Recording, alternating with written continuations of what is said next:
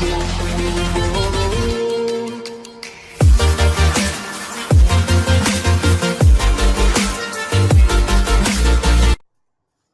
everyone, thank you for joining me. Good evening.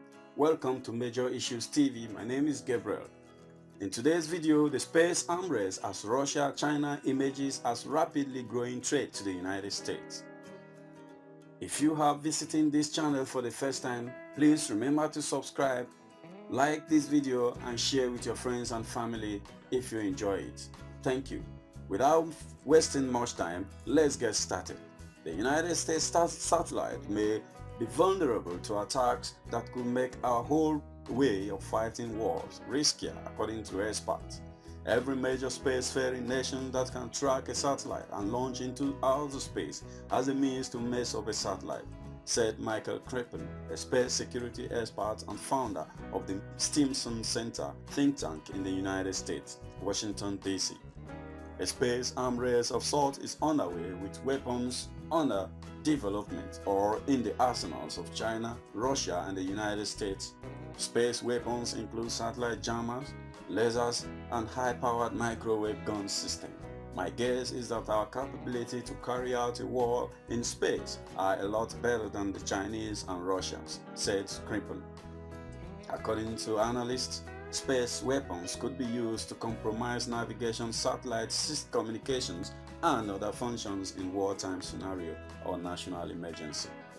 Our military space systems are critical to the way we fight war today, said Todd Harrison, Director of Aerospace Security Project at the Center for Strategic and International Studies, CSIS, a Washington-based think tank. The United States uses satellite technology in advanced weapons systems aboard aircraft and warships to carry out precision strike capabilities. At the same time, infrared satellites provide key intelligence systems used as part of the early warning system to track and detect nuclear warheads and other threats to the homeland. Not surprisingly though, nations are now actively testing methods to deny us continued use of space services during conflict, said retired Air Force General William Shelton, the former commander of the U.S. Air Force Space Command, in the testimony Wednesday to the House Armed Services Subcommittee on Strategic Forces. The subcommittee heard about the role space-based capabilities play in emergencies and a threat to the United States space system. Experts say the biggest threats seen today are non-kinetic threats such as jamming of satellite-based capabilities such as GPS and communications. And the threat isn't limited to spacefaring countries, since the satellite jamming technology is relatively inexpensive. North Korea has previously used ground jammers impacting both military and civilian aircraft and ships. Harrison said there is evidence that insurgency in Afghanistan and Iraq also have used jamming. As for lasers, they can blind imagery, satellite and high-powered microwave guns could knock out circuitry on targeted satellites. Some have speculated the United States Air Force might be using the Boeing built X-37B unmanned military spaceplane to test space weapons. The military has always denied the small robotic aircraft is a kind of space weapon. Boeing declined comment for this story and referred questions to the Air Force. The primary objective of the X-37B are twofold: reusable spacecraft technology for America's future in space, and operating experiments which can be returned to and examined on Earth, said an Air Force spokesperson. Last week, Navy Vice Admiral Charles Richard, Deputy Commander of the U.S. Strategic Command, won in a speech at a CSIS Space Security Conference about offensive space capabilities and weapons being developed by China and Russia. While we are not at war in space, I don't think we can say we are exactly at peace either, the Admiral said.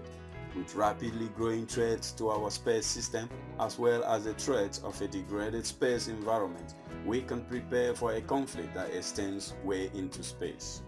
Analysts say that the Soviet Union crumbled and a weakened Russia emerged, there was a view that the United States didn't have to worry about an adversary knocking out satellites. We took it for granted and kind of ignored the vulnerability, says Harrison.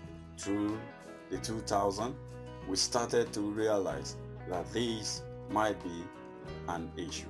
Russia has sent microsatellite into space and covertly maneuvered a small spacecraft close to commercial satellites. Experts believe the small satellite could be used for a kamikaze-type mission to ram another satellite or to snoop on it for data collection or jamming to interfere with its capabilities. As for China, a decade ago, a communist nation tested an anti-satellite missile and destroyed one of their weather satellites, a move criticized because of the debris field created in space. China also is moving ahead into manned spacecraft technologies as well as lunar and Mars exploration missions. China has shown the whole world that they can do something about our space capabilities, says Harrison. The Russians have pretty advanced space capabilities as well. Some of the United States military's newer satellites are designed to overcome enemy jamming and withstand other potential offensive actions. Even so, some of the technologies that allow microsatellite to attach to other satellites is still believed to be capable of rendering targets useless. Threats to our use of military, civil and commercial space systems will increase in the next few years as Russia and China progress in developing counter-space weapons systems to deny, degrade or disrupt U.S. space systems, according to the Worldwide Threat Assessment of the United States Intelligence Community report, released last February by then Director of the National Intelligence James Clapper. Clapper said in the 2016 report that Russia defense officials acknowledge they have deployed radar imagery jammers and are developing laser weapons designed to blind U.S. intelligence and ballistic missile defense satellites.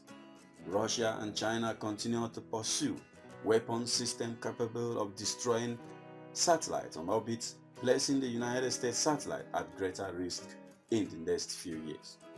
One way Harrison suggests the United States can reduce vulnerability of some sensitive satellite system is to build more of them, to make the system more resilient and less vulnerable to attack. For example, he said, the military could put up 6 large satellites to sit in geosynchronous orbit as a missile warning system, or go to a system with dozens of smaller satellites that in aggregate provide a system the same level of capabilities and will be much harder for someone to attack. He believes there has been institutional resistance within the military to go to smaller satellites and stick with the larger satellite technology. The small number of big, expensive and complex satellites, that is what they like to build. Countering the argument, Krepon said the United States government is diversifying through information sharing by reaching out to utilize this tremendous surge of commercial capabilities. So, instead of having a handful of satellites to sell, there is now the potential for many more by teaming up with commercial observation satellite companies.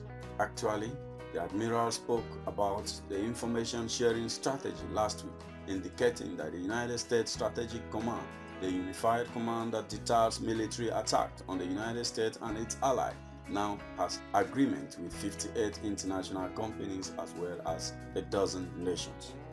We share a number of common interests with our partners and allies, said Richard, the Deputy Commander of the U.S. Strategic Command.